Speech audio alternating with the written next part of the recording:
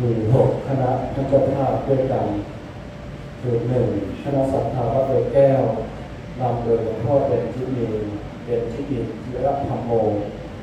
คณะที่2คณะศิษยานุศิษย์หลวงปู่ทองชาวจีนชาวอินเดียในดูไบและคณะศรัทธาชาวไทยนำโดยฤาษีจอยภูคณะที่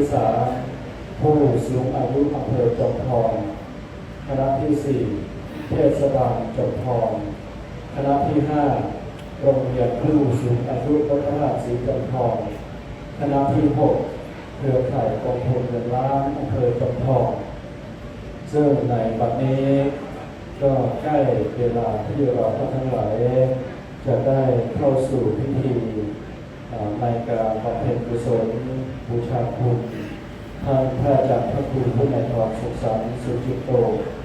สำหรับคณะสัตยาท่านใดที่ได้เรียกชื่อในการเป็นเจ้าภาพเจริญพรได้นำรายชื่อ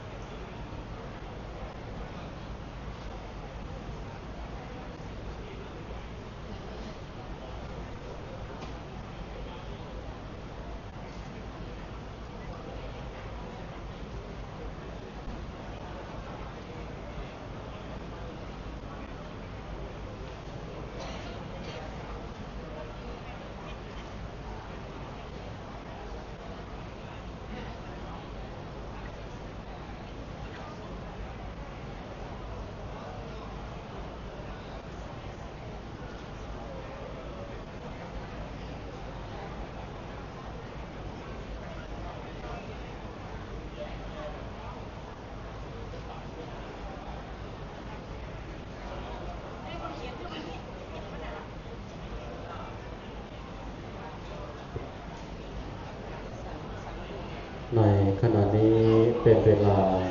ที่เราท่านทั้งหลายได้นัดหมายกันเพื่อร่วมการบำเพ็ญกุศลบูชาคุณท่านพระอาจารย์พระครูวินัยธรสุขสันต์สุจิตโตซึ่งบัดนี้ก็ได้เวลาเหมาะสมกระผม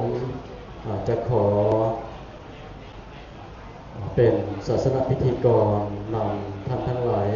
เข้าสู่ลำดับพิธีในการบำเพ็ญกุศลสืบต่อไปขอกราบอาราธนา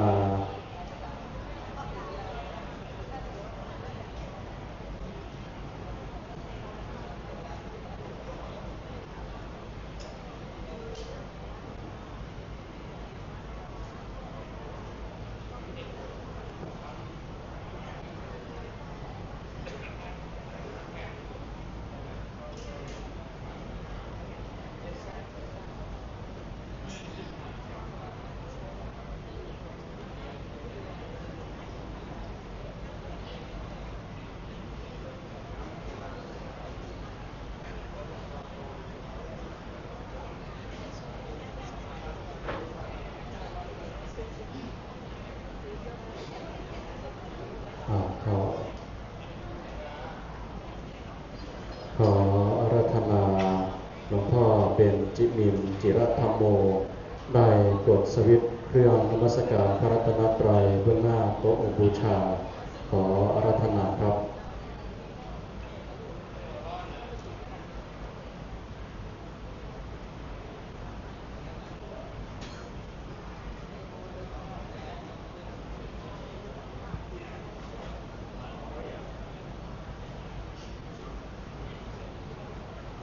ขอ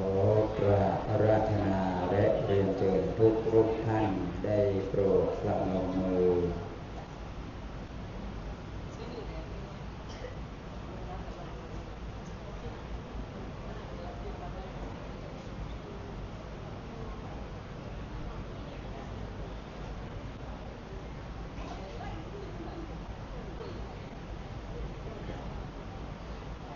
เจริญพรท่านแม่ชีจอยบู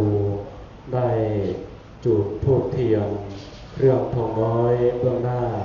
สรีระสังขารของท่านพระครูวินัยธรสุขสารสุจิตโตเจริญพร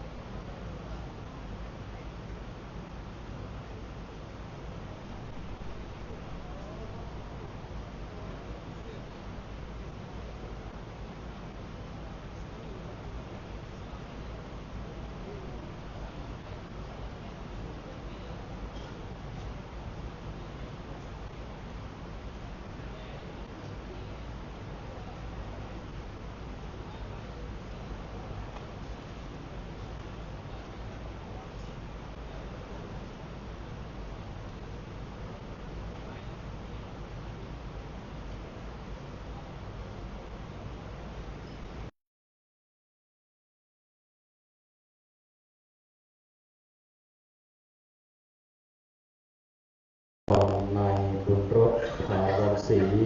ประธานเครือข่ายกองทุนหมู่บ้านอำเภอจอมทองได้ถวายทานดอกไม้ขอสมาทานเบญจศีล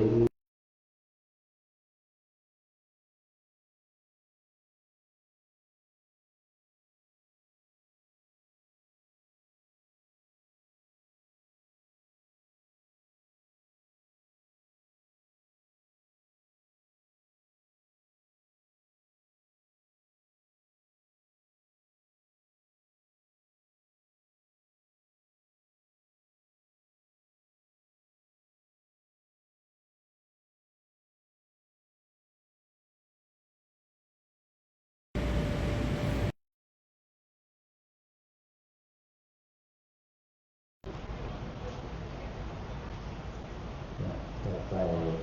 ขออาราธนาและเรียนเชิญทุกรูปท่านกราบพร้อมกัน3 ครั้งกราบ1กราบ2กราบ3อิเมนาสการเรนะตังพุทธังอภิปูชยามะ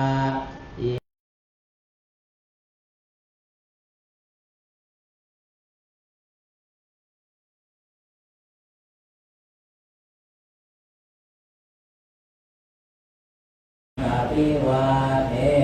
มิสวากขาโตภะคะวะตาธัมโมธัมมังนามัสสามิสุปฏิปันโนภะคะวะโตสาวกสังโฆ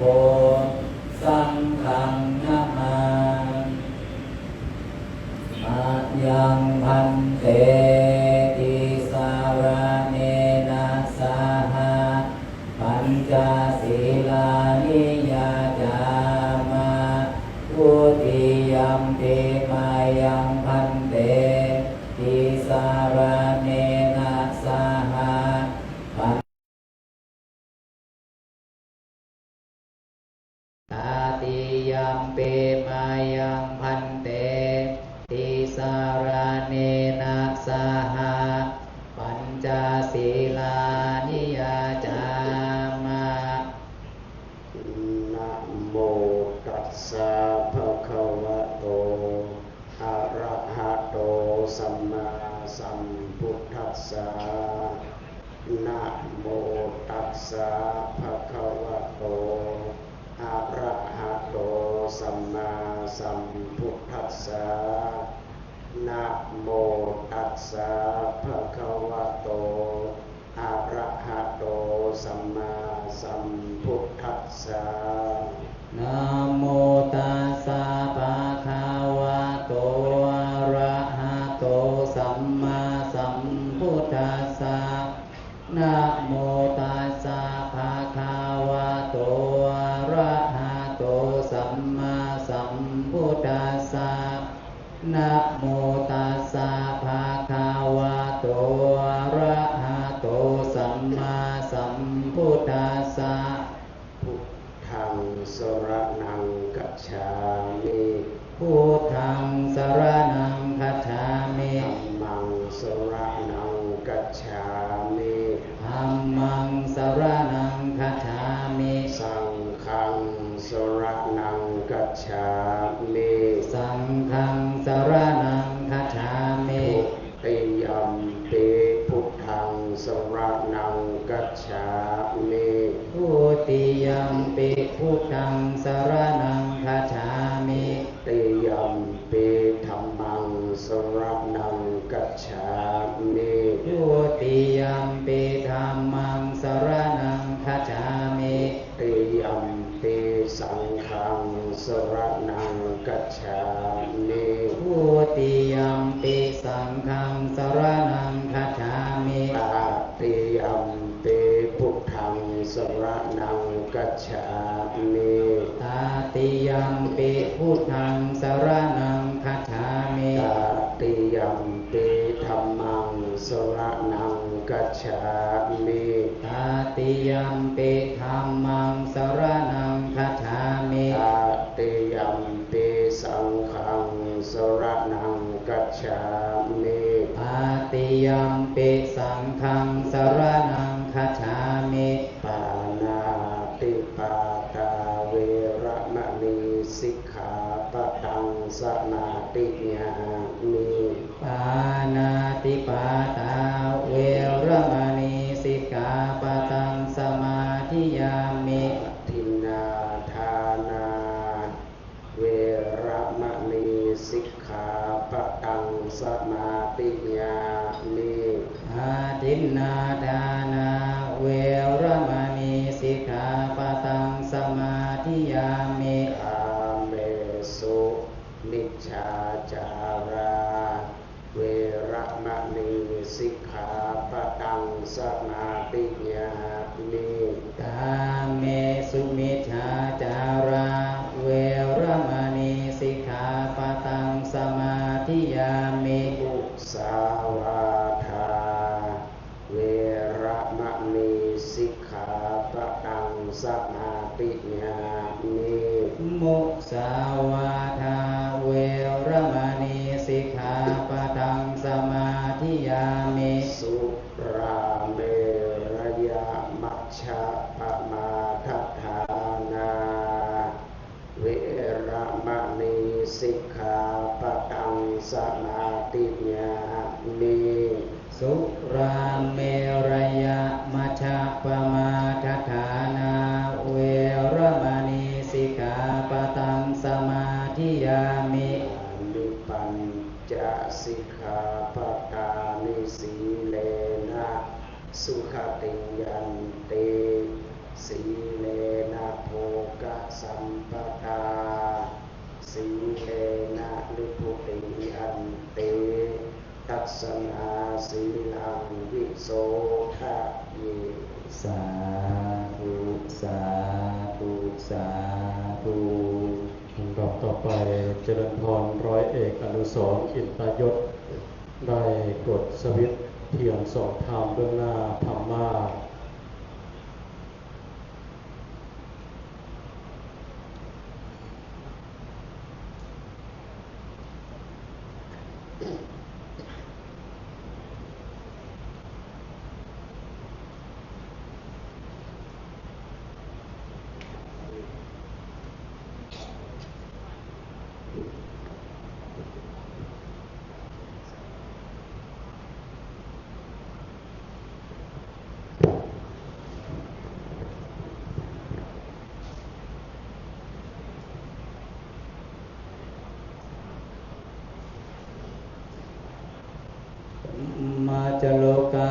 ปฏิสหัมปฏิกัดอัญจเรียทิวรังยาจาธาสันติธาสัตตปราชกชาติกาเทเสตุธรรมังานุกัมปิมังปัจฉังขอโอกาสพระเดชพระคุณหลวงพ่อได้เจ้าคุณพระสุวรรณเมธีหลวงพ่อเจ้าวาดวัดพระธาตุศรีจอมทองและรองเจ้าคณะจังหวัดเชียงใหม่ครูบาอาจารย์พระเดชพระคุณและเจ้าคุณพระอมรเมธีผู้ช่วยเจ้าวาดวัดพระธาตุศรีจอมทอง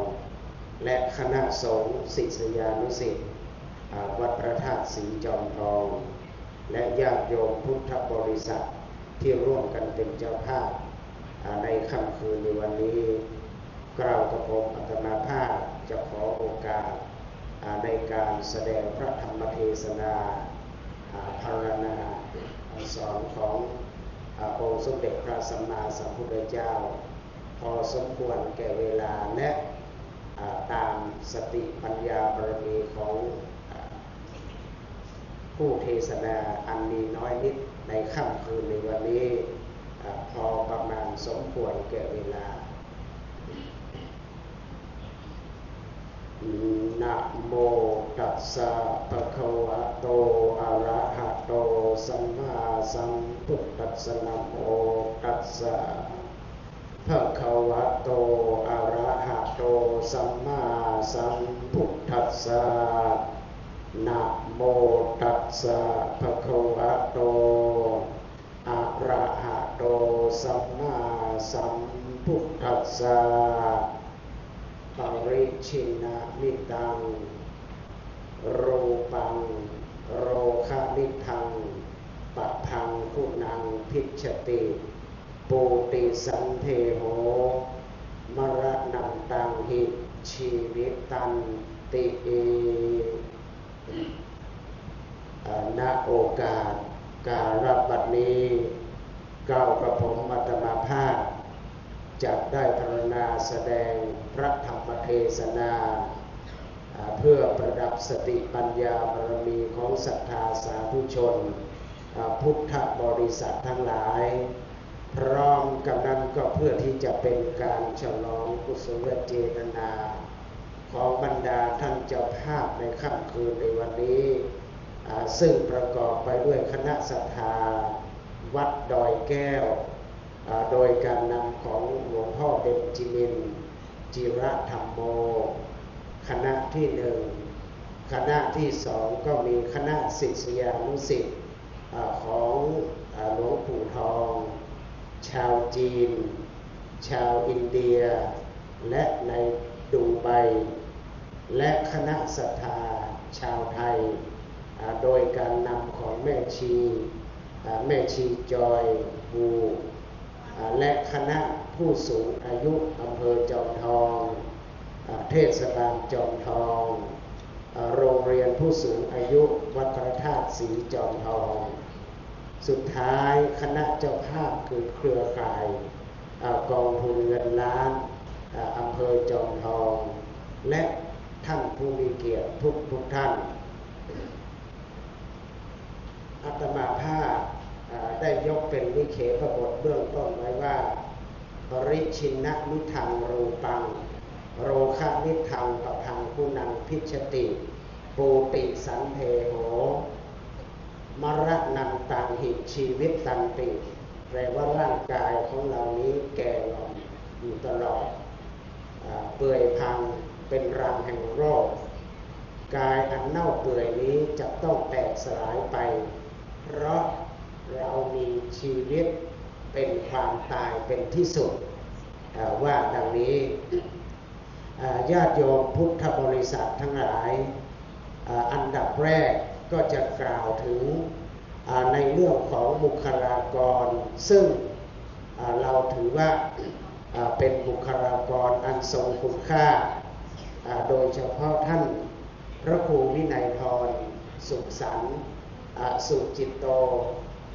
ซึ่งได้ถึงแก่กาลมรณะไปตามเหตุและปัจจัย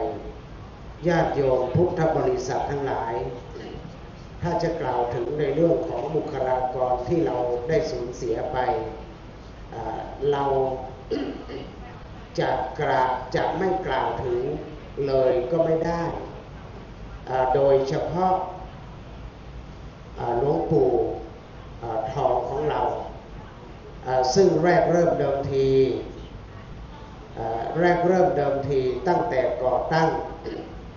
วิปัสสนาธุระแห่งประเทศไทยที่วัดมหาธาตุยุวราชรังสฤษฎ์ตั้งแต่พุทธศักราช 2495 ถึง 96 ในยุคนั้นในสมัยนั้นเราต้องเข้าใจนิดหนึ่งว่าการไปมานั้นยากลำบากไม่สะดวกเหมือนปัจจุบันในปีนั้นพระเดชพระคุณหลวงพ่อสมเด็จพระพุทธาจารย์ตอนนั้นท่านดำรงตำแหน่งเป็นพระพิบูลธรรมพระเดชพระคุณนั้นเราถือว่าเป็นผู้ที่มีวิสัยทัศน์มองการไกลได้นิมนต์พระจากพม่ามาอยู่จำนวน2 รูปด้วยกันคือพระทันตอาสภาเถระและพระอินทวังสมหาเถระมาช่วยสอนวิปัสสนาในที่วัดมหาธาตุในราวพศ 2495 ถึง 96 ต่อมาสำนักวิปัสสนาในตรงจุดนี้ที่บอกว่าเป็นวิสัยทัศน์เพราะพระเดชพระคุณพระเจ้าคุณสมเด็จเราท่านมีวิสัยทัศน์ในการที่จะมีการพัฒนาทั้งฝ่ายปริยัติและปฏิบัติฝ่ายปริยัตินั้นก็มีมจร.หรือมหาวิทยาลัยมหาจุฬาลงกรณราชวิทยาลัยของวัดมหาธาตุและมาตั้งสำนักวิปัสสนาโดยนิมนต์พระมหาเถระพม่า2 รูปในขณะเดียวกันพระเดชพระคุณหลวงพ่อสมเด็จในขณะทรงดำรงตำแหน่งเป็นพระพิมลธรรมโชคดีท่านมีลูกศิษย์ที่ดีคือเป็นพระมหาปริยธรรม9 ประโยคท่านชื่อว่าพระมหาโชดกท่านพระมหาโชดกนั้นสอบได้ปริยธรรม9 ประโยคขณะที่เป็นสมณเณรและท่านเจ้าคุณอาสภะเราได้ส่งไปศึกษาอยู่ที่ศรีสยาดอเมืองพม่าไปศึกษาสติปัฏฐานสูตร 4กรรมฐานเสร็จจากนั้นก็มาตั้งวิปัสสนาที่วัดมหาธาตุยุวราชรังสฤษฎ์ตั้งแต่บัดนั้นเป็นต้นมาจนถึงบัดนาวในขณะเดียวกันพระเดชพระคุณหลวงปู่เราในขณะนั้นท่านก็อายุประมาณจะไม่ถึง30ด้วยซ้ำไปอาจจะไม่ถึง30ด้วยซ้ำไปท่านได้รับฉันทานุมัติจากคณะสงฆ์จังหวัดเชียงใหม่ในราวพศ 2500 ถึง 503 ท่านไปศึกษาที่ประเทศพม่าไปศึกษาวิปัสสนากรรมฐานเผอิญว่ากลับมาแล้วก็มาต่อที่วัดมหาธาตุก็ไปศึกษากับอาจารย์ท่านเจ้าคุณโชดกนี่แหละท่านเจ้าคุณโชดกนี่เป็นผู้ที่เก่งมากเท่าที่อาตมาได้อ่านตำรับตำรามาปริยธรรม9 ประโยคเดียวๆที่เขียนในเรื่องของสมถกรรมฐานและวิปัสสนากรรมฐานและอ่านง่ายที่สุดเล่มประมาณ700 กว่าบาทน่าจะมีอยู่ที่หอสมุด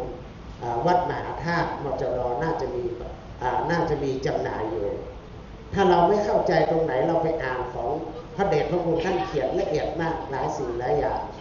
ในขณะเดียวกันในขณะนั้น 2,500 แล้วก็ถึง 503 หลวงปู่ทองเราเป็นองค์เดียวที่ไปศึกษาที่วัดมหาธาตุยุวราชรังสฤษฎ์แล้วกลับมาตั้งสำนักวิปัสสนาที่วัดเมืองมางแล้วก็ในขณะเดียวกันก็เปิดสอนมีการเรียนการสอนพระอภิธรรมด้วยและต่อจากนั้นพระเดชพระคุณหลวงปู่เราก็มาพัฒนาที่วัดตะโพธาราม สำนักวิปัสสนาสุดท้ายสุดก็ได้รับฉันทานุมัติจากคณะสงฆ์จังหวัดเชียงใหม่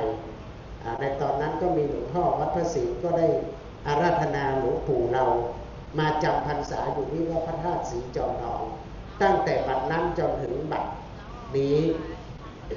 ญาติโยมถ้าเราตามร่องรอยของพระเดชพระคุณหลวงปู่เราที่จะกล่าวถึงท่านสุขสันต์สุจิตโต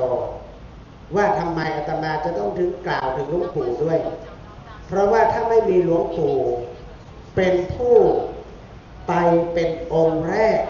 ในขณะนั้นที่ไปเรียนสายวิปัสสนาพระเดชพระคุณไม่ได้ส่งเสริมเฉพาะวิปัสสนาอย่างเดียวเพราะท่านเอาธุระทั้งสองอย่างคือคันธธุระและวิปัสสนาธุระคันธธุระตั้งแต่ท่านมาอยู่วัดเมืองนางมาอยู่วัดตะโพธารามและเป็นชิ้นเป็นอันที่ท่านย้ายมาจำพรรษาและบริหารอยู่ที่วัดพระธาตุศรีจอมทองท่านได้ชักชวนพระมหาปรริญญาหนึ่งในนั้นก็มีพระเดชพระคุณท่านเจ้าอาวาสวัดพระธาตุศรีจอมทองเราเป็นต้นเป็นประธานอาจารย์ท่านเจ้าคุณพระมหาออสท่านเจ้าคุณออสหรือว่าพระอมรเวทีนะครับที่เป็นเจ้าคุณในขณะนี้ก็ได้ร่วมกันตั้งแต่ต้นก่อตั้งสำนักศาสนศึกษาแผนกพระวิริยติธรรมแผนกบาลี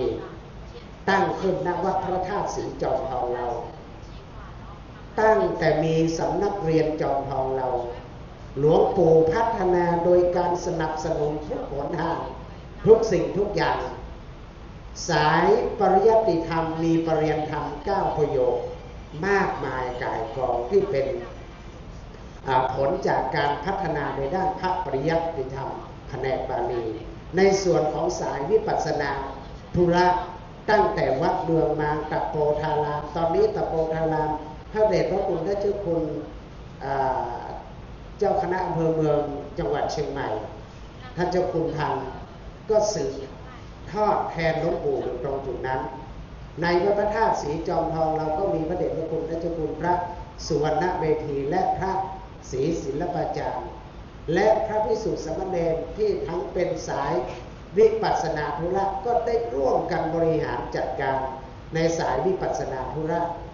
สืบเจตนารมณ์ของหลวงปู่ท่านพระครูวินัยธรสุขสันต์สุจิตโต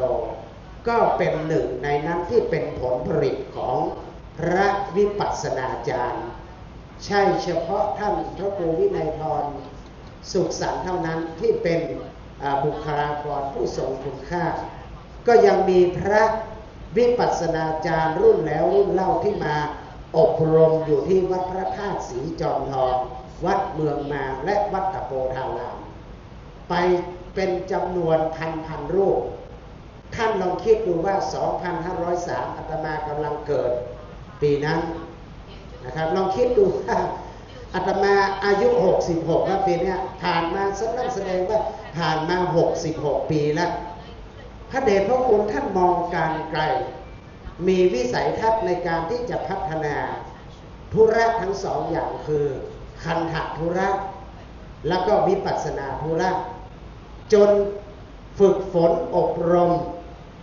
พระวิปัสสนาจารย์ถ้าจะว่าไปนะแทบจะทั่วประเทศไทยที่มาเรียนวิปัสสนาจารย์กับหลวงปู่ดังนั้นจึงขอพูดแล้วก็จึงขอทำความชี้แจงแล้วก็เข้าใจว่าถ้าไม่มีหลวงปู่สละตนเองไปตั้งแต่บัดนั้นณบัดนี้วัดพระธาตุศรีจอมทองอาจจะไม่เหมือนขนาดนี้วัดตะโพธารามวัดเมืองมางและพระวิปัสสนาจารย์อาจจะไม่เยอะแยะมากมายก่ายกองวัดพระธาตุศรีจอมทองอาจจะไม่มีประโยชน์9เหมือนปัจจุบันก็ได้ดังนั้นอาตมาเลยทำความเข้าใจกับพระภิกษุสงฆ์สามเณรเราและก็ญาติโยมพุทธบริษัททั้งหลายว่าถ้าเราไม่มีพระเดชพระคุณหลวงปู่พระพรหมมังคลาจารย์หลวงปู่ทองเราอาจจะไม่มาถึงขนาดนี้ที่เรามีได้ในวันนี้ก็เพราะวิสัยทัศน์และการบำเพ็ญของหลวงปู่เรา เราจึงมีณวันนี้ได้ดังนี้เราต้องทำความเข้าใจกันก่อนท่านพระครูวินัยธรสุขสันต์สุจิตโตก็เป็นผลผลิตของวิปัสสนาจารย์ท่านหนึ่งในจำนวนวิปัสสนาหลายรูปหลายพันรูปดังนั้นที่เราเสียบุคลากรไปในวันนี้ก็ถือว่าเราเสียบุคลากรอันทรงคุณค่าโดยเฉพาะสายวิปัสสนาจารย์เราก็หายากนะถ้าวัดพระธาตุศรีจอมทองไม่พัฒนาแล้วก็ยากเพราะรูปอื่นมาศึกษาวิปัสสนาจารย์จากสำนักวัดพระธาตุศรีจอมทองเป็นที่เรียบร้อยแล้วกลับไปก็ไม่เหมือนกับหลวงปู่สอนและไม่เหมือนกับพระวิปัสสนาจารย์ต้นตำรับที่วัดพระธาตุศรีจอมทองเราดังนั้นเราก็ขออนุโมทนากับหลวงปู่ที่มองการไกลและมีวิสัยทัศน์ที่อาตมาว่าได้พูดได้เพราะอาตมามีความคุ้นเคยพระเดชพระคุณตั้งแต่สมัยหลวงปู่อยู่วัดตะโพธารามและเป็นเจ้าคณะอำเภอฮอด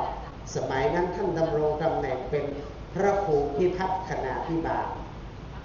พิพัฒน์คณาภิบาลในยุคนั้นสมัยนั้นดังนั้นเราก็ขอยกคุณงามความดีถวายหลวงปู่เราที่มีวิสัยทัศน์มองการไกลจนพวกเราท่านทั้งหลายได้เสวยผลของปริยัติและปฏิบัติจากหลวงปู่เรามาทีนี้พวกมาในเรื่องของที่อาตมาได้ยกเป็นนิเขปบทเบื้องต้นไว้ว่าปริชินะมิทังรูปังโรคามิทังปพังคุณังพิชติปูติสันเทโหมรณังตังอิชีวิตตันติแปลว่าร่างกายของเรานี้แก่งอมเปื่อยพังเป็นรังแห่งโรคกายอันเน่าเปื่อยนี้จะต้องแตกทำลายสลายไปเพราะเรามีชีวิตมีความตายเป็นที่สุดญาติโยมพุทธบริษัททั้งหลาย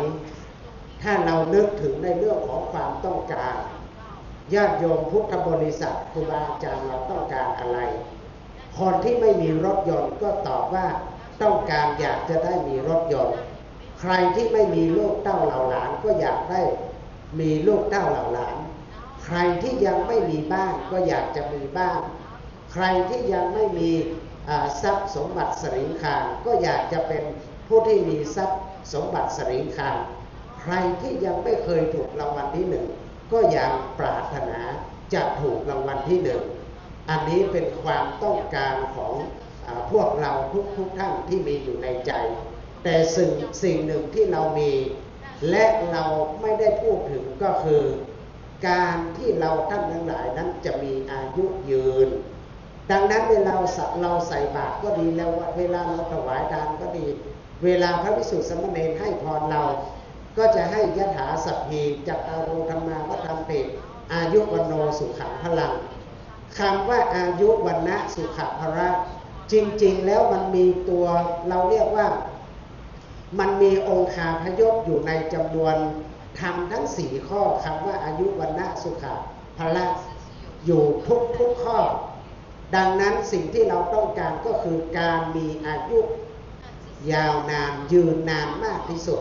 นั่นคือความต้องการของพวกเราจริงๆแต่เรามักจะไม่พูดถึงเราจะไปพูดถึงอย่างอื่นดังนั้นกายของเราเนี่ยจะแบ่งเป็น2ส่วนหนึ่งเราเรียกว่ากายภาพเรียกว่าบอดี้คือกายภาพอีกส่วนหนึ่งเราเรียกว่ามายในเรื่องของจิตใจดังนั้นกายของเรากับจิตของเราเนี่ยอาศัยซึ่งกันและกันอยู่แยกกันไม่ได้ในเมื่อเรามีกายกับจิตเนี่ยร่วมกันอาศัยอยู่นะกายของเรานั้นกายของเรานั้นอาศัยปัจจัย4นะครับอาศัยปัจจัย4คือข้าวปลาอาหารยารักษาโรคเครื่องนุ่งห่มและที่อยู่อาศัยญาติโยมเชื่อหรือไม่ว่าความสำคัญองคาพยพหรือว่าองค์ประกอบของอายุเนี่ยมันจะต้องขึ้นอยู่กับปัจจัย4ร่างกายของเรานี้อาศัยปัจจัย4ถึงจะอยู่ได้ปัจจัย4นั้นมีอะไรบ้างที่สำคัญเป็นอันดับแรกก็คืออาหาร อาตมาภาพจะสรุปง่ายๆอาหารเนี่ยจะมีประโยชน์ต่อร่างกายหรือจะมีโทษต่อร่างกายอยู่ที่ตัวเรา ทุกวันนี้เวลาเราไปหาหมอใครที่เป็นโรคความดันก็ดีเป็นโรคเบาหวานก็ดีไปเจอพยาบาลไปเจอหมอก็จะแนะนำพยาบาลก็จะแนะนำให้เราลดในเรื่องของเปรี้ยวหวานมันเค็มถ้าลดพวกนี้ได้รับรองว่ากายของเรานั้นจะต้องเป็นกายที่สมบูรณ์สามารถในการที่จะต่อสู้กับโรคภัยไข้เจ็บได้ดังนั้นโรคต่างๆที่มันเกิดขึ้นมาเพราะอาหารดังนั้นอาหารเนี่ยญาติโยมเราท่านทั้งหลายเราจะต้องคุมในเรื่องของความเป็นอยู่ในเรื่องของการกินในระดับหนึ่งสรุปง่ายๆก็คือเปรี้ยวหวานมันเค็มเราพยายามหลีกเลี่ยงสิ่งต่างๆเหล่านี้แล้วเราจะเป็นผู้ที่มีอายุมั่นขวัญยืนได้ในระดับหนึ่งอย่างน้อยก็เหมือนพระเดชพระคุณหลวงปู่เรา97 ปีนะอายุยืนมาก97เนี่ยนะครับเกือบถึง100ละเกือบถึง100ละเนี่ยถ้าใครอยากได้มีอายุมั่นขวัญยืนญาติโยมเราดูเรื่องอาหารอย่างเดียวนะครับต่อไปก็ปัจจัยที่2ก็คือยารักษาโรคใครที่เจ็บไข้ได้ป่วยเวลาเราเจ็บไข้ได้ป่วยเราต้องหาหยุดหายาเวลาหาหยุดหายาเนี่ยเราอย่าไปตามโฆษณาตามในทีวีเขาโฆษณาต้องไปพึ่งหมอและเภสัชที่เขาเรียนมาโดยเฉพาะต้องไปหาหมอต้องไปหาเภสัชค่อยไปปรึกษาเภสัชและไปหาหมอให้เขาสั่งยาตามที่เราเป็นโรคนะครับดังนั้นเราอย่าสุ่ม4สุ่ม5ซื้อยามากินเองก็ไม่ได้นะครับอย่างอื่นนี่ไม่ทำเนาก็มีอาหารกับยารักษาโรคเครื่องนุ่งห่มที่อยู่อาศัยนั่นก็โยมไปคิดต่อเอานะครับนี่เราเรียกว่าปัจจัย4เป็นเครื่องยังชีพสามารถที่จะเลี้ยงร่างกายบอดี้ของเราจะสมบูรณ์จะเพอร์เฟกต์ได้ขนาดไหนอยู่ที่ตัวเรารู้จักพระพุทธเจ้าใช้คำว่ามัชฌิมปฏิปทาเดินทางสายกลางไม่ตึงเกินไปและไม่หย่อนยานเกินไปกินอย่ามากเกินและอย่าน้อยเกินไปถ้ามากก็จะอ้วนถ้าน้อยก็จะผอมเกินไปนะครับถ้าญาติโยมเชื่ออาตมาลองดูหุ่นอาตมา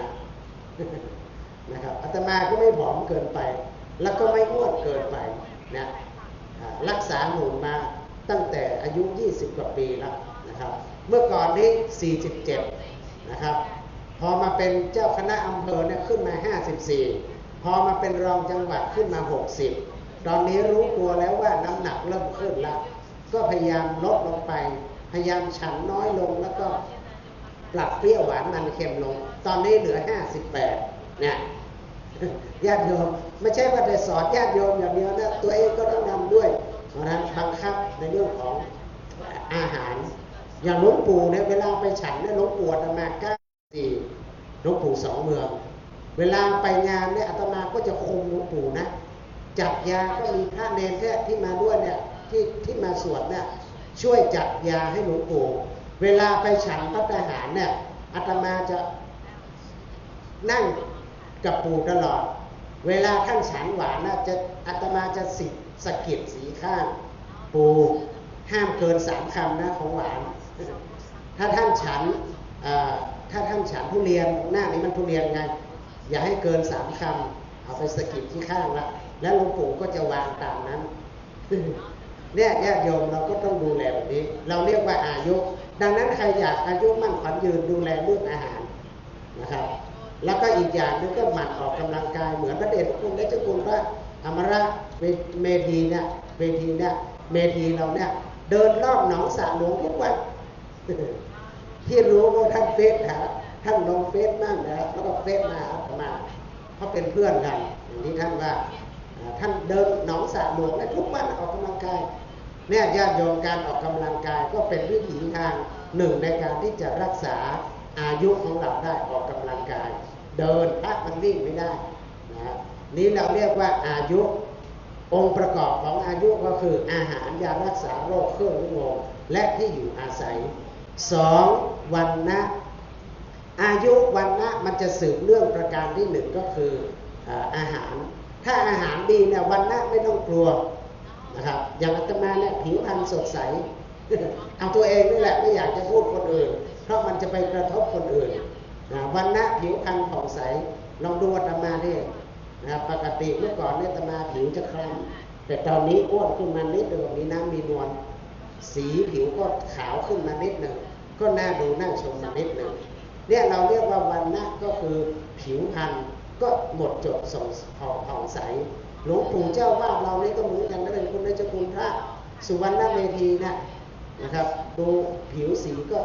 สวยดีนะครับงามดีเนี่ยญาติโยมประการที่หนึ่งประการที่สองนี่ก็ขึ้นอยู่กับปัจจัยแรกก่อนปัจจัยตัวที่สามอายุวันนะสุขะสุขะแปลว่าความสุขญาติโยมถ้าเราปรารถนาความสุขแบบโลกิยะสุขเนี่ยไม่ยากพระพุทธเจ้าสอนในเรื่องของความสุขของโลกิยะมีอยู่4ประการหนึ่งสุขเกิดจากการมีทรัพย์2สุขเกิดจากการใช้จ่ายทรัพย์3สุขเกิดจากการงานไม่มีโทษ4สุขเกิดจากไม่มีหนี้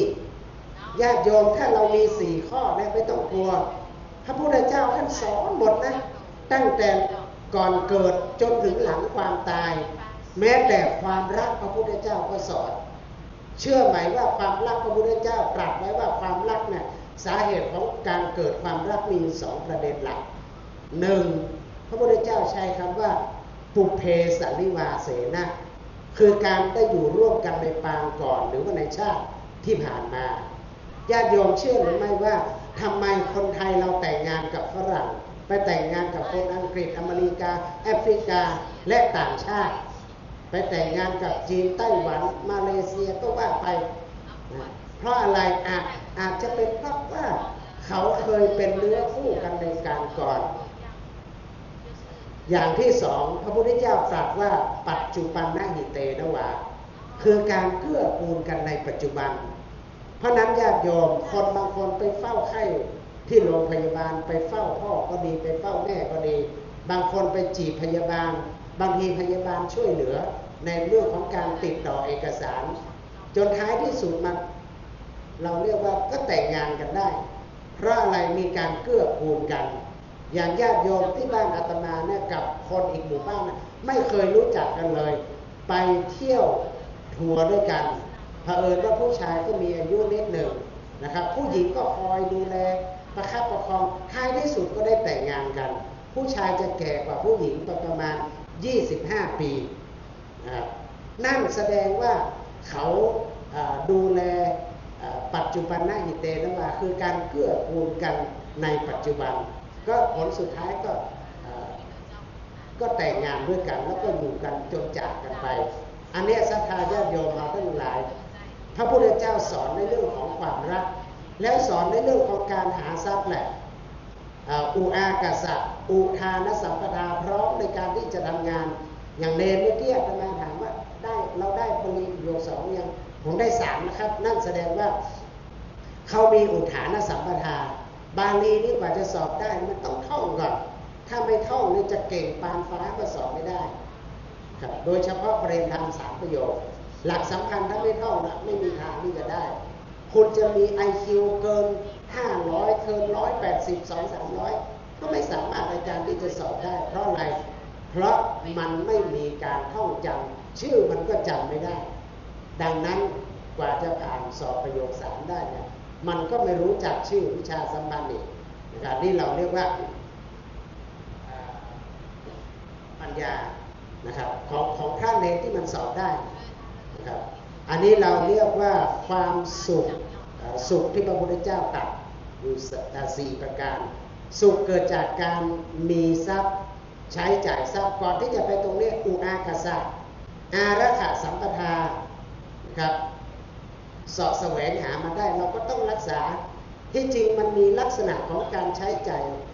ทรัพย์สินสลิงคารหรือว่าสังหาริมทรัพย์และอสังหาริมทรัพย์ของเราอยู่ประการที่1ท่านเรียกว่าเอาใช้หนี้เก่า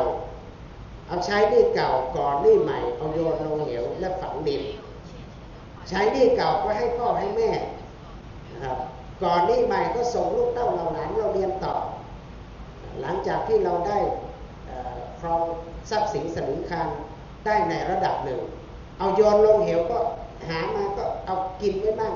อย่าไปเก็บอย่างเดียวให้ลูกให้หลานอย่างเดียวต้องเอามากินบ้างสุดท้ายบอกว่าเอาฝังดินไว้เอาฝังดินไว้ก็คือฝากธนาคารไว้แต่ตอนนี้ธนาคารก็เชื่อใจไม่ค่อยได้เอาฝังดินไว้เราก็เชื่อใจไม่ค่อยได้เพราะปลวกมันระวังปลวกจะกินเอาฝังดินจริงๆก็ปลวกกินเองดังนั้นวิธีการในการบริหารการจัดการทรัพย์สมบัติที่เป็นสังหาริมทรัพย์และอสังหาริมทรัพย์4ประเด็นนี้ถ้าเรารู้จักในการบริหารเนี่ยไม่ยากจนในชาตินี้อยู่ได้หลายคนก็ใช้วิธีนี้เราเรียกว่าสุขเกิดจาก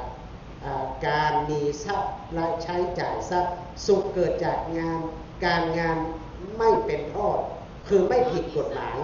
ถ้าเรามีลักษณะของการค้าขายเราก็ต้องค้าขายที่มันถูกต้องตามคันลองครองธรรมที่มันไม่ผิดตัวบทกฎหมายอันนี้เราเรียกว่าการค้าขายแบบถูกกฎหมายนะครับสุดท้ายเราเรียกว่าไม่เป็นหนี้อันนี้พูดยากเพราะประเทศไทยเราเปิดระบบเสรีในเรื่องของการกู้หนี้ยืมสินนะถ้าไม่มีเขาก็ให้เอา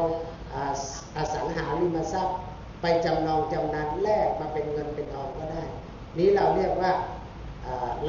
าสุขเกิดจากการไม่เป็นหนี้แต่ถ้าจะดีที่สุดเราไม่ต้องเป็นหนี้จะเกิดความสุขที่สุดนี้พระพุทธเจ้าสอนในเรื่องของความสุขนะก่อนที่จะไปมีความสุขท่านก็สอนในเรื่องของการหาทรัพย์ก็คืออุอากษัตริย์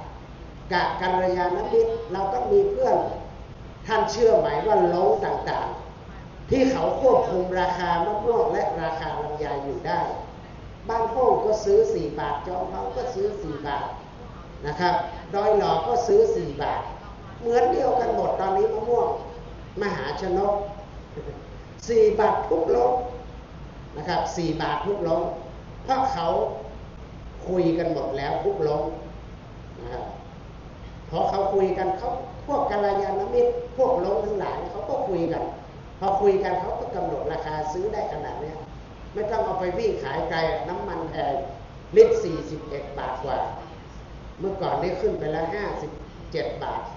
นะครับดังนั้นใกล้ที่ไหนขายที่นั่นไม่ต้องกลัวนะครับมหาชนกตอนนี้ออกมาราคา4 บาทเนี่ยญาติโยมเราท่านทั้งหลายนะครับพระพุทธเจ้าสอนหมดทุกเรื่องทุกราวสอนเรื่องความรักก็สอนเรื่องการเสาะแสวงหาในการที่จะเป็นเศรษฐีท่านก็สอนอันนี้เรียกว่าสุขะคือเป็นองค์ประกอบของความสุขนั่นเองอาตมาก็เลยเอาองค์ประกอบความสุขเนี่ยคำว่าสุขะเนี่ยมาขยายความเพิ่มเติมนิดหน่อยให้ญาติโยมไปคิดต่อใครอยากจะมีความสุขก็ปฏิบัติตามพระพุทธเจ้านะครับมีทรัพย์ใช้จ่ายทรัพย์การงานไม่มีโทษการไม่เป็นหนี้นี้เราก็เกิดละความสุขไม่ต้องกลัวสุดท้ายเราเรียกว่าพละแปลว่ากำลังพร4 ข้อเนี่ยอายุวันนะสุขะพละตัวนี้องค์ประกอบของพละปัจจัยแรกที่สำคัญที่สุดเราเรียกว่าปัญญาพละ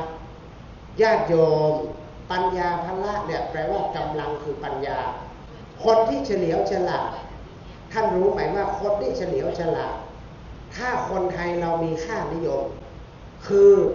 ถ้าลูกหลานเราสอบได้คณะแพทยศาสตร์ในสุดยอดไม่ว่าจะเป็นแพทยศาสตร์ของมช.ของจุฬาลงกรณ์ของมหิดลในระดับต้นๆของในประเทศไทยเราเนี่ยเราก็ถือว่าสุดยอดละเพราะพวกนี้เรียนเก่ง IQ สูงเราถือว่าเป็นผู้มีปัญญาเฉลียวฉลาดถ้าเป็นนักคิดเป็นนักเศรษฐศาสตร์นักค้านักขายก็เป็นเศรษฐีได้นะครับบางคนเนี่ยถ้าเขาเก่งเนี่ยญาติโยมเราทั้งหลายอย่างแจ็คหมาเนี่ยมันไม่มีสวนทุเรียนนะแต่มันสามารถขายได้วันละ8 ตันมันก็ขายได้วันละ10 ตันมันก็ขายได้แต่แจ็คหมาเขาก็มีวิธีการบริหารจัดการในเรื่องของเศรษฐศาสตร์ในการค้าขายของเขานะครับต้องยกนิ้วให้มันแจ็คหมาขายทุเรียนช่วยประเทศไทยมันก็ทำได้และอีกหลายๆคนที่เขามีปัญญาอันเลิศ ถ้าเป็นแม่กองนายทัพก็เป็นแม่กองนายทัพที่เฉลียวฉลาดนำทัพสู้รบเมื่อไหร่ก็ชนะทุกทีถ้าเป็นนักวางแผนก็เป็นนักวางแผนตัวยงถ้าเป็นนักเศรษฐศาสตร์ญาติโยมเราลองดูว่าเศรษฐีในระดับประเทศไทยของเราเนี่ยหลายๆตระกูลที่เขาเป็นเศรษฐีอยู่ณปัจจุบันนี้เพราะเขามีวิสัยทัศน์และเขามีวิธีการหลักการของเศรษฐศาสตร์ได้ดีญาติโยมลองไปเปิดเพจอยู่เพจหนึ่งเพจนั้นใช้คำว่าเลี้ยงลูกธรรมดาอย่างไรให้มีความสุขอาตมาติดตามลูกมันตั้งแต่อายุ2 ขวบตอนนี้ลูกมันประมาณ12-13 ขวบแล้วเอเธอร์กับโพลีเก่งมากเลยเขาไม่ได้เรียนในระบบเลยเรียนนอกระบบแล้วก็ไปสอบเทียบเอาเก่งมากเลยนะครับเด็ก3 คนแบ่งหน้าที่การงานทำในบ้านทุกอย่างเพราะเขามีปัญญาดีเชื่อไหมว่าปัญญาพละถ้าอยู่ที่ไหนสบายมากเอายกตัวอย่างที่ใกล้ตัวเราที่สุดคลินิกหมอโอภาสเปิดทุกวันเสาร์อาทิตย์แล้วก็จันทร์ถึงศุกร์แทบจะไม่เว้นครับศุกร์ทุกวันถ้าลำพูนก็คลินิกหมอบัญชาท่านเชื่อไหมว่าอาตมาไปนั่งดูคนเข้าคลินิกหมอบัญชาที่เป็นหมอเนี่ยถ้าไปวันเสาร์วันอาทิตย์ไม่ต่ำกว่า100 คนฉีดยา1 เข็มและเอายามากิน1 สัปดาห์มันก็หายนะครับหมอบัญชาแต่ถ้าพี่น้องจอมทองต้องไปหาหมอโอภาสเข็มเดียวจอดแล้วก็ยามากิน1 สัปดาห์จบเจ็บป่วยเมื่อยไข้แล้วก็ไปตรงนั้นเพราะเขามีปัญญาเขาเลยหาทรัพย์ได้ง่ายกว่าพวกเราท่านเชื่อไหมว่าเข็ม1ฉีดยาแล้วก็เอายามากิน7 วันอย่างไม่ได้นี่ก็480 บาทถึง500แล้วแต่จำนวนยาและยาที่ฉีดลงไปอย่างน้อยนะถ้าวันหนึ่งได้100 คนเอา480 คูณคลินิกหมอภูมิศิลป์รับจะไม่เกินต่อระยะเวลา5 โมงถึง1 ทุ่มไม่เกิน50 คนต่อวัน50 คนเนี่ยฉีดยา1 เข็มเอายามากิน1 สัปดาห์ประมาณ700 กว่าบาทนะครับ700 กว่าบาทหมอกระดูกดังที่สุดในลำพูนหมอภูมิศิลป์เนี่ยญาติโยมคนที่มีปัญญาเนี่ยหาอะไรก็ได้ง่ายหมอภูมิศิลป์นี่ก็เฉลี่ยแล้วประมาณ700 บาทก็เอา50 คูณ 700 บาทระยะเวลาแค่2 ชั่วโมง5 โมงถึง1 ทุ่มเปิดคลินิกโยมเต็มหมดเลยถ้าวันเสาร์วันอาทิตย์แขกของเขาก็ลูกค้าเขาจะมาจากจังหวัดพะเยาแพร่น่าน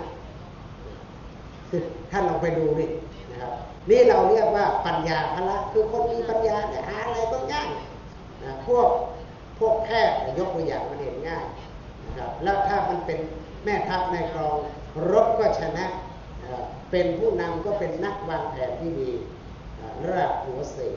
เนี่ยญาติโยมเราท่านทั้งหลายเรียกว่าปัญญาพละคือองค์ประกอบของคำว่าพละแปลว่ากำลังนั่นเอง2อาวุธพละคนที่มีอาวุธเนี่ยญาติโยมเราท่านทั้งหลายจะได้เปรียบที่สุดนะเหมือนกับอเมริกาน่ะมันขู่อิหร่านถ้าจะเอาจริงๆถ้ามันทำเอาจริงๆนะถ้ามันบุกจริงๆนะมันก็ไม่เกิน7 วันหรอกเพราะอาวุธเนี่ยอิหร่านมันก็พอตัวเหมือนกันอาจจะมีอยู่แต่ว่าในระยะยาวอาวุธอาจจะหมดก่อนอเมริกาก็ได้เหมือนกับเกาหลีเหนือคิมจองอึนก็ไม่กลัวอเมริกา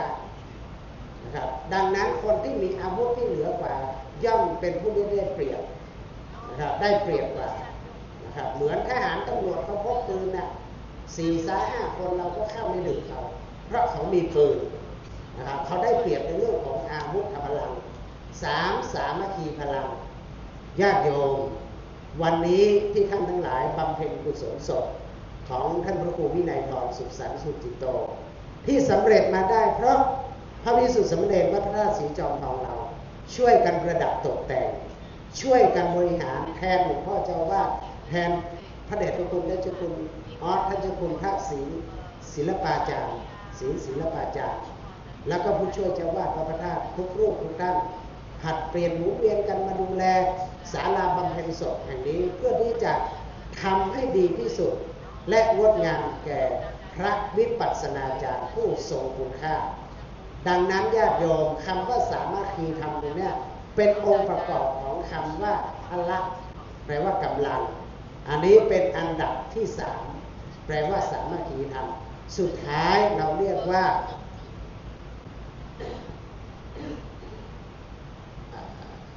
ปัญญาภละอาวุธภละสามัคคีภละธรรมภละสุดท้าย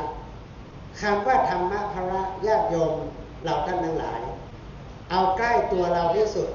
เรามีความเคารพนับถือในตัวของพระเดชพระคุณหลวงเจ้าคุณหลวงปู่เรานะครับที่เราท่านทั้งหลายนุ่งขาวห่มขาวและมาปฏิบัติธรรมเพราะเรามีความเชื่อมั่นในวิชาการและการปฏิบัติของหลวงปู่ตั้งแต่ต้นเป็นต้นมาเราถึงได้อุทิศกายอุทิศใจเราและมาปฏิบัติธรรมที่วัดพระธาตุศรีจอมทองแห่งนี้ได้เพราะเรามีความเชื่อมั่นในคุณธรรมจริยธรรมในธรรมะพลังในส่วนตัวของหลวงปู่ถ้าเรามองกว้างไปกว่านั้นก็คือครูบาเจ้าศรีวิชัยเรามีคุณธรรมและจริยธรรมท่านมี ธรรมที่สูงส่งในตัวท่านและอาศัยในตรงจุดนี้ครูบาเจ้าศรีวิชัยเราสร้างถนนขึ้นดอยสุเทพไม่มีรถแบ็คโฮไม่มีรถตักไม่มีรถขุดไม่มีรถดัมมีแต่จอบกับเสียงเท่านั้นอาศัยพลังมวลชนคือพลังของสามัคคีธรรมและธรรมะพลังของหลวงปู่ครูบาเจ้าเราสร้างถนนขึ้นดอยสุเทพจนสำเร็จได้นั่นเราเรียกว่าธรรมะพลังดังนั้นเราท่านทั้งหลายญาติโยมเราอยากให้เรามีความสุขความเจริญและอายุยืนอย่าลืมว่าอายุก็คือ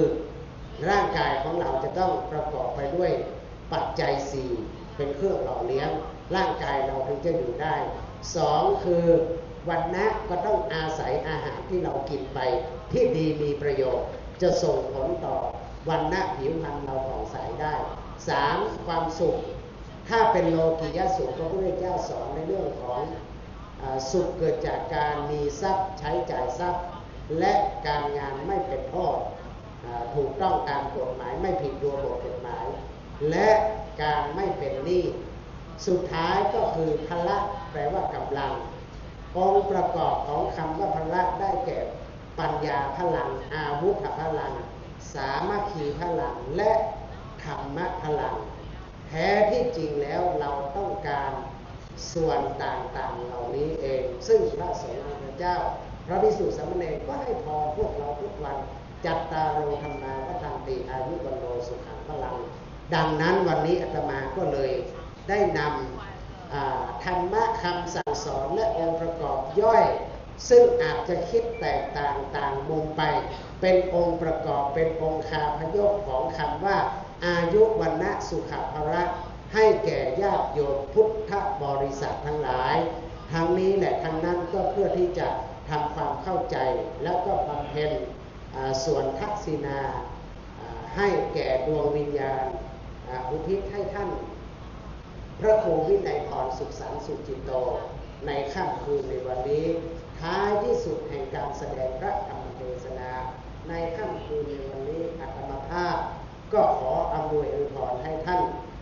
ทั้งหลายจงประกอบไปด้วยจักขุรพิธพรชัย4ประการก็คืออายุวันนะสุขภละปฏิภาณธนสารสมบัติด้วยกันทุกท่านแสดงพระธรรมเทศนามาพอสมควรแก่เวลาขอสมุยุติลงไว้เพียงเท่านี้เอวังก็มีด้วยประกาละชนี้นมยังสาธุกลังโกลมาเสสาธุสาธุสาธุ แสดงพระธรรมเทศนาโดยท่านอาจารย์พระครูวิบูลย์เจติยาธรรองเจ้าคณะจังหวัดลำพูนวัดพระธาตุหฤพลชัยก็ได้จบลงเป็นที่เรียบร้อยลำดับต่อไปเจริญพรอาจารย์อัดแสนใจครูใหญ่โรงเรียนผู้สูงอายุวัดพระธาตุศรีจอมทอง ได้จุดธูปได้กดสวิตช์ธูปเทียนไฟฟ้าบูชาพระธรรมเบื้องหน้าพระสงฆ์จตุรวรรธผู้สวดพระอภิธรรมขอเจริญพร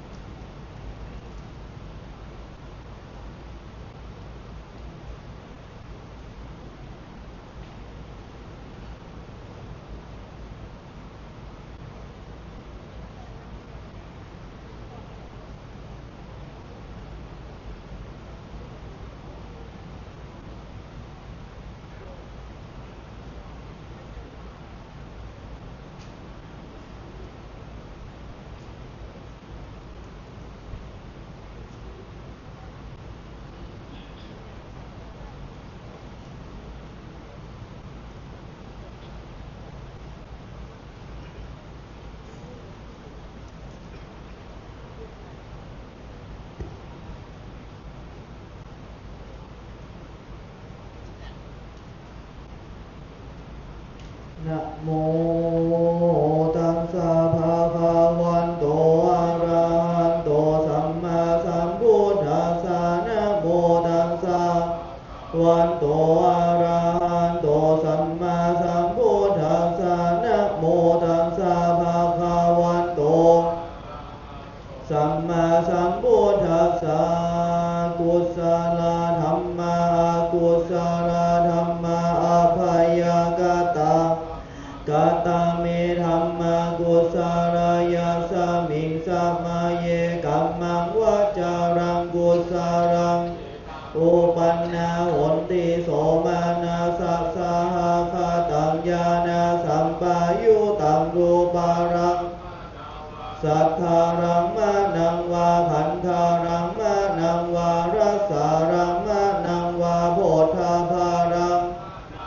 ธรรมารังมานังวายังยังวาปานารังพันตาสามิงสัมมาเยภาโสโหนติอาวิโหนติเยวาปันนาตาสามิงสัมมาเยอัญเยปิอาทิปติจัสสามุปันอารูปินโนธัมมาอิเมธัมมากุศลาปัญจขันธารูปาขันโธเวทนาขันโธสัญญาสังขาราขันโธวิญญาณขันโธตถากตโมรูปาขันโธยังยินจิอาติตานังคาตาปัจจุปันนังอาชาตังวาภาหิทังวาโอลาสุขุมมังวาหินังวาปานิตังวายันทุเรวาสันติเกวาตัเถกัญชาภิสัญญูอาภิสังคีบิตวาอัญญาบูจันติรูปาขันโธสังฆาโหอาสังฆาโหสังฆาหิเตนะอาสังฆาหิตังอาสังสังฆาหิตังสังฆาหิเตนะสังฆาหิตังอาสังฆาหิเตนะอาสังฆาหิตังสัมปาโยโกสัมปายุเตนะวิปายุตังวิปายุเตนะสัมปายุตังอาสังฆาหิตังชาปัญญันติโยขันธาปัญญันติอายตนะปัญญันติทันตุสัจจะปัญญันติอินทรียปัญญันติบุคลาปัญญันติกิตาวะตังบุคลานังบุคลาปัญญันสัมมายาวิโมตโตสัมมายาวิโมตโตกุปะธัมโมปาริหานะธัมโมปาริหานะธัมโมเจตนาภโพอนุรักขันนาภูถุชโนโพตาระภูพายุปาระโตอาพายุปาระโตภะภาอาภะภาคามโนนิยันโตอานิยันโตปฏิปันนะโตภาเลทิโตอะระหังอะระตายาปฏิปันโนบุคาโลอุปาลาพันติสัญชิกาถาบารามาเถนะติอามันตโยสัญชิกาโถตโตโสบุคาโลอุปาลาพันติสัญชิกาถาบารามาเถนะตินาหิวังวันตาเพอาชนะหิหันจิบุคาโลอุปาลาพันติสัญชิกาถาบารา เถนะเตนะวันตะเรวันตะเพโยปารามาโถตัตโตโสบุคโลอุปาลาภันติสัญชิกาถาปารามาเถนะติมิจฉาเยกินจิกุสาลาธัมมาสัพเพเตกุสาลามูลาเยวาปันนามูลาสัพเพเตธัมมากุสาลาเยกินจิกุสาลาธัมมาสัพเพเตกุสาลามูเลนะเอกาเยวาปันนากุสาลามูเลนะเอกามูลาสัพเพเตธัมมากุสาลาเหตุปัจจโยอารามณปัจจโยอธิปติปัจจโยอนันตระตระปัจจโยสหชาตปัจจโยอัญญมัญญปัจจโยนิสัญญาปัจจโยอุปาณิสัญญาปัจจโยปุเรชาตาปัจฉาชาตาปัจจโยอาเสวนาปัจจโยกัมมปัจจโยวิภากปัจจโยอาหาระอินทรียปัจจโยชนะปัจจโยมัคคะปัจจโยสัมปายุตังปัจจโยวิปายุตังอาทิปัจจโยนาทิปัจจโยวิคาตปัจจโยอาวิคาตปัจจโยสาธุสาธุสาธุ ในลำดับต่อไปเป็นการทอดผ้าบังสุกุลโดยจะทอดอยู่4ชุดและ5ไตรซึ่งจะมีรายนามดังต่อไปนี้ทอดผ้าบังสุกุลเบื้องหน้าองค์แสดงพระธรรมเทศนาขออาราธนาพระเบญจมินทร์จิรธรรมโมเบื้องหน้าพระสงฆ์ขอเจริญพรท่านผู้มีรายนามดังต่อไปนี้รูปที่1เจริญพรร้อยเอกอนุสรณ์อินตยศรูปที่2เจริญพรพ่อหลวงจงรักแก้ววงวานรูปที่3เจริญพรแม่หลวงฟองจันทร์นามเทศและรูปที่4เจริญพรร้อยตำรวจโทวิรัตกันทลีขออาราธนาได้เจริญพรครับ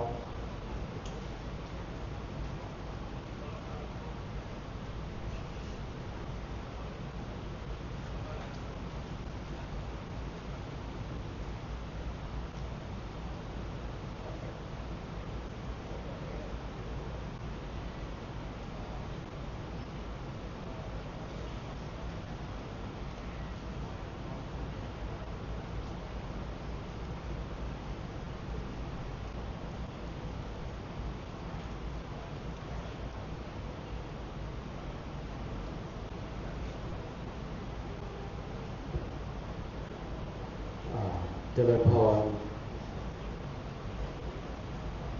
พรแม่หลวงฟองจันทร์นามเทศนะครับ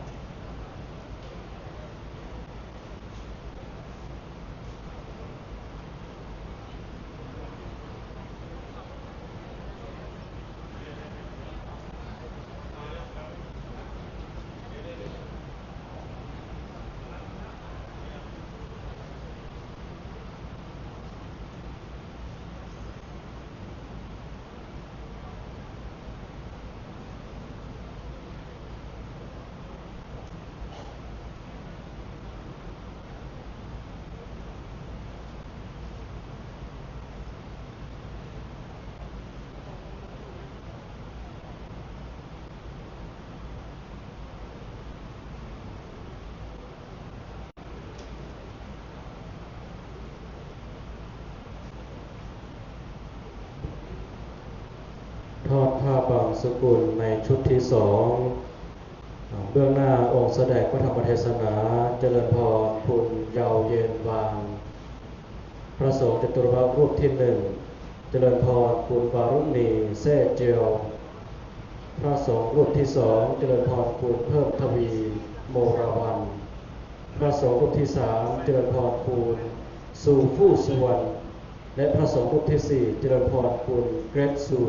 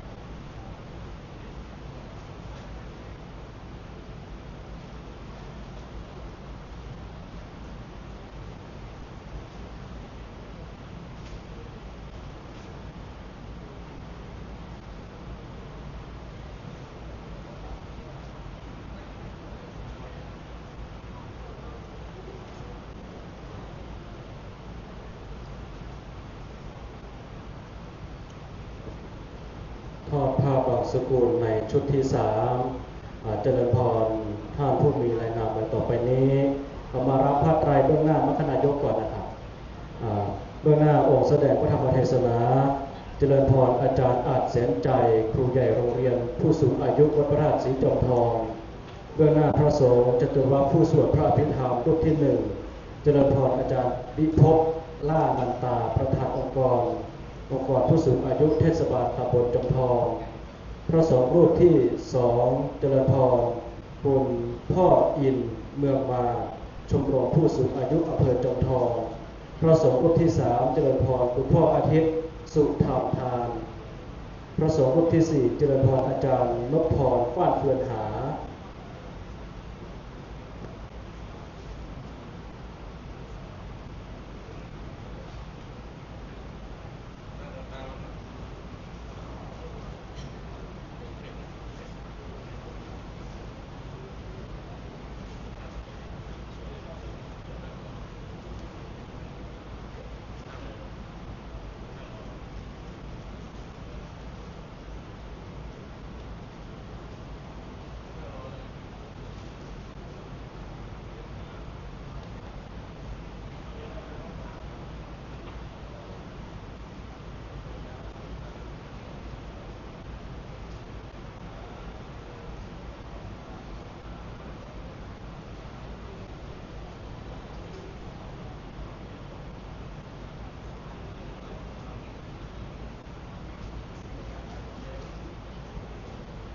และทอดผ้าบางสกุลในชุดที่สี่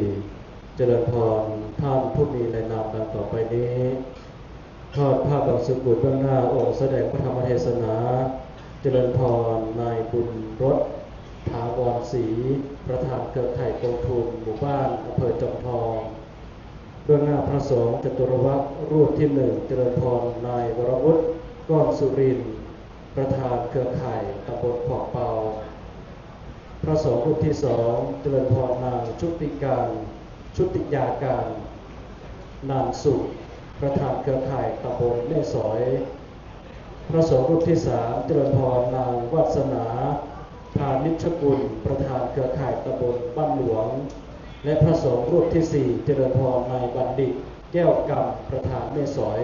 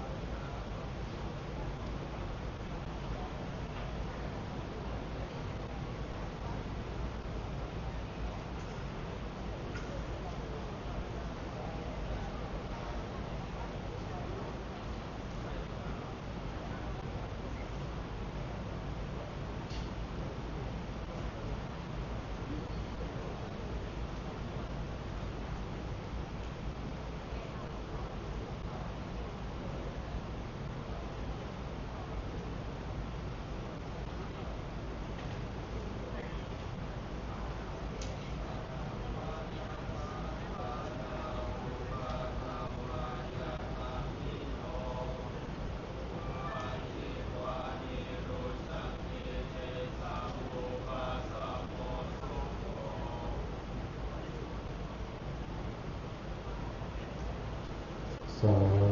ธุสาธุสาธุ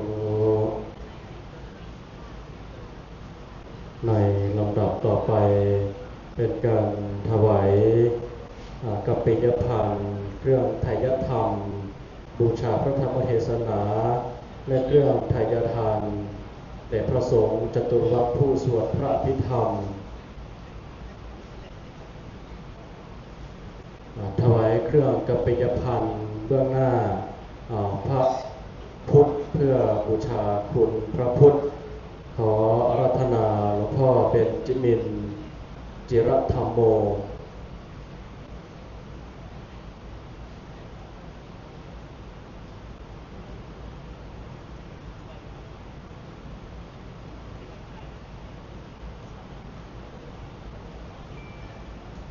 ถวายเครื่องไทยธรรมแด่องค์แสดงพระธรรมเทศนาเจริญพรร้อยเอกอนุสรณ์อินตายศ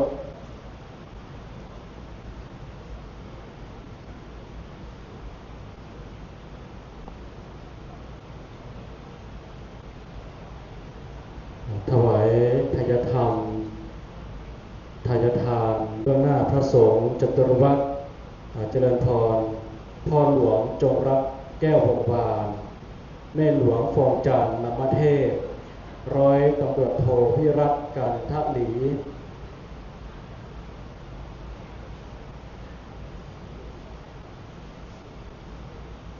และรูปสุดท้ายเจริญพรตัวแทนคณะศรัทธาวัดดอยแก้วนะครับอีกท่านหนึ่ง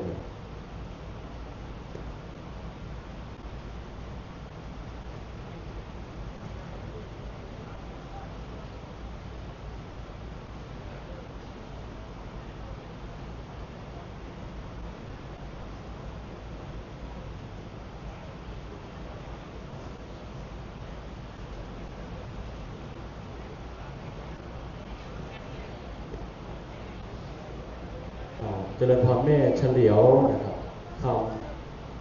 คำตวงขออภัยนะเจริญพรแม่เฉลียวคำดวงถวายกัปปิยขออภัยถวายเครื่องไทยธรรมเบื้องหน้าพระสงฆ์จตุรวัตรรูปสุดท้ายนะ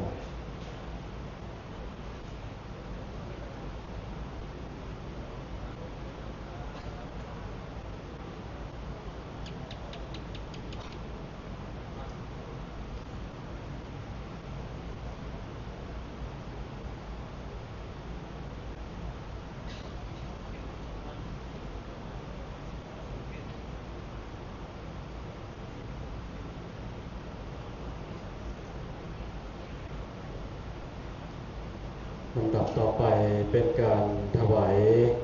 กัปปิยพันธ์บูชาพระธรรมเทศนาและแด่องค์สวดพระอภิธรรมพระสงฆ์จตุรวัตรโดยมีรายนามดังต่อไปนี้ถวายเครื่องกัปปิยพันธ์บูชาคุณพระพุทธเจริญพรท่านวิชีจอยบูถวายกัปปิยพันธ์ได้ออกแสดงพระธรรมเทศนาเจริญพรอาจารย์อัดแสนใจครูใหญ่โรงเรียนผู้สูงอายุวัดพระธาตุศรีจอมทองถวายกัปปิยพันธ์พระสงฆ์จตุรวัตรผู้สวดพระอภิธรรมเจริญพรอาจารย์วิภพล่านันตาประธานองค์กรผู้สูงอายุเทศบาลตำบลจอมทองพ่ออินเมืองมาชมรมผู้สูงอายุอำเภอจอมทองพ่ออาทิตย์สุธรรมทานและอาจารย์นพพรฟ้านเพื่อนหา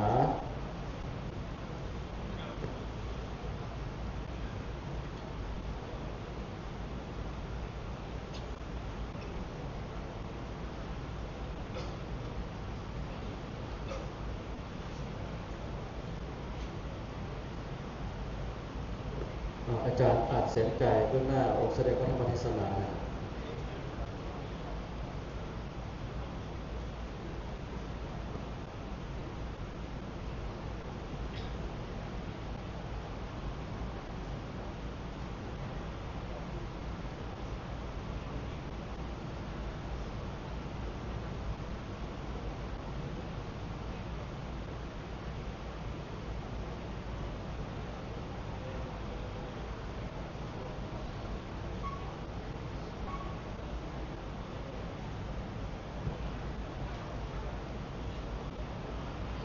เจริญพรนายบุญรสถาวรศรีประธานเครือข่ายกองตูนหมู่บ้านอำเภอจอมทองมอบปฏิการะแด่มคณายกนะครับ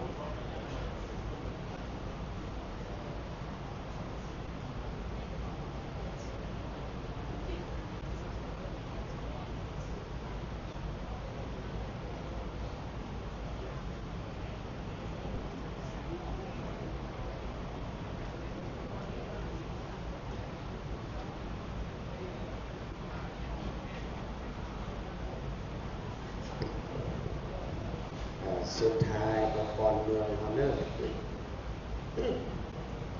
ยะถาวาริวาหาภูราภาริปุเรนติสาคารังเอวะเมวะอิโตนังเบตานังอุปกัปปติอิชิตังปฏิตังตุมังคิปะเมวะสัมมิชันตุสัพเพภูเรนตุสังกปปะจันโทปนนารา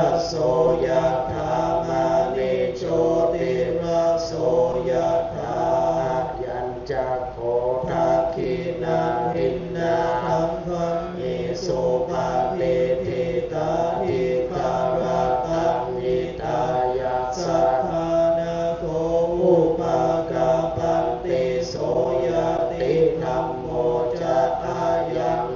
ทัสสิโตเป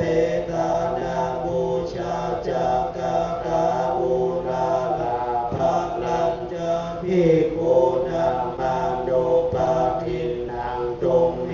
หิปุญญังปัสสุตังอานาปกันติสัพพิติโย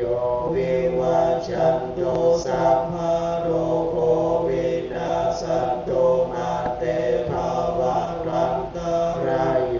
สุขีทีขายุโกภวะอภิวาทานาสิลิสานิจังวุฒาปัจจายโนจัตตารโอธรรมาวัฏันติอายุวันโนสุขังภาลัง นมยังสาธุกลังกโลมาเสสา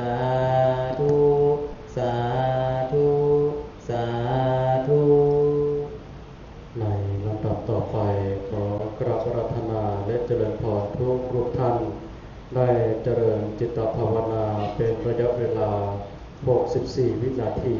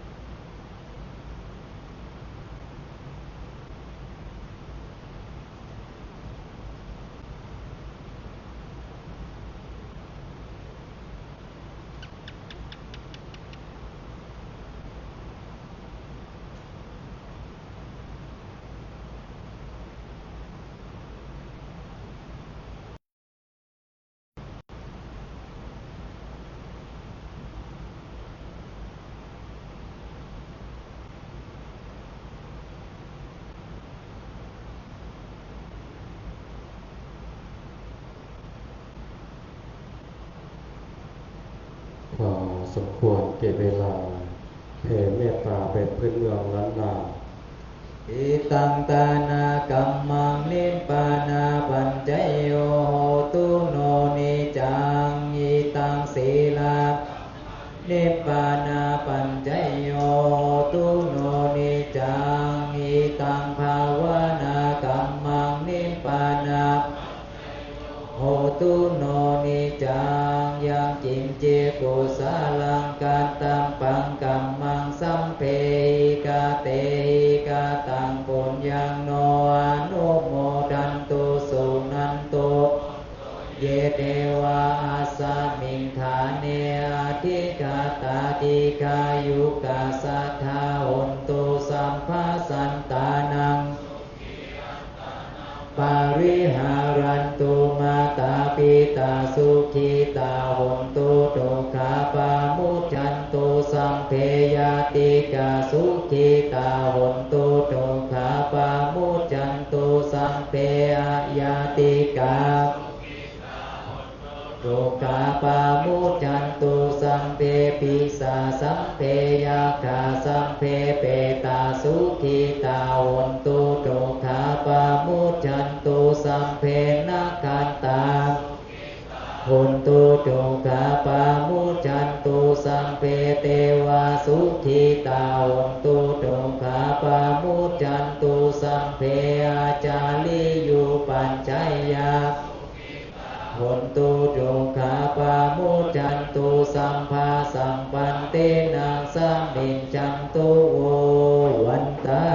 เมปุตตังสัมปังเม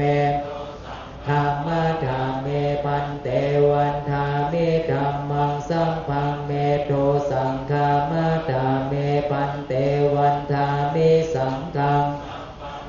โตสังฆามาธาเมปันเตวันทามิปุโรปัจจาจาริเยสัพพังเมธามาธาเมปันเตวันทามิกัมมันฐานังสัมปังเมโตสังฆามาธาเมปันเตวันทามิอาราเมสัมปังเมโตสังฆามาธาเมปันเตวันทามิเจติยังสัมปังสัมพันธาเนสุปฏิทิตาสาริราธาตุมหาโพธิสักกาลังสัทธานาคาโลกเจเทวาโลกเจพลัมมาโลกเจจัมพูทิเปลังกาทิเปสาริราธาตุโยอาระหันตาธาตุโยเจยังคันธากุติงจตุราสิติสหเสธรรมคันเทสัมเพสัมปาติยังอาหังวันทามิสัพพะโสพร้อมกันนี้ขอกราบอาราธนาและเรียนเชิญทุกรูปท่านน้อมพนมมืออัญชุลีไปทางพระมหาเถระพระเถรานุเถระทั้งนั้นวันตาน้อยโดยพร้อมเพรียงกัน